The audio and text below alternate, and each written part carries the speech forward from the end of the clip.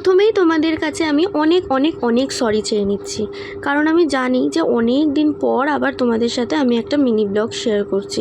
Please তোমরা কেউ রাগ করো না। আমি জানি তোমরা হয়তো আমাকে ভুলেই গেছো, কিন্তু কী আর করবে বলো। আর দেখলেই একটা ক্যাজুয়াল আউটফিট পরে নিয়েছি। আর আমরা কোথায় যাচ্ছি হলো দীঘা ঘুরতে। এবার থেকে আমি চেষ্টা করব সপ্তাহে 2-3টে করে মিনি ব্লগ দেওয়ার।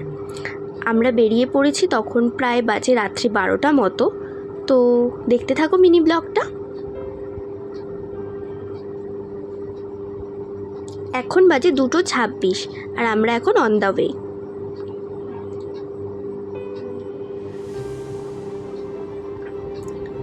তো দেখো আমরা কোথায় চলে এসেছি। সরি তোমরা তো দেখতেই পাচ্ছ না। আমরা প্রথমেই চলে এসেছিলাম মন্দারমণি বিচে। দাঁড়াও দেখাই কটা বাজে হলো 4:33 আর চারিদিক পুরো একদম অন্ধকার। একটুও সমুদ্র দেখতে পেলাম না। কি আর করা যাবে, একটুখানি চা খেয়ে নিলাম মাইন্ডটাকে ফ্রেশ করার জন্য।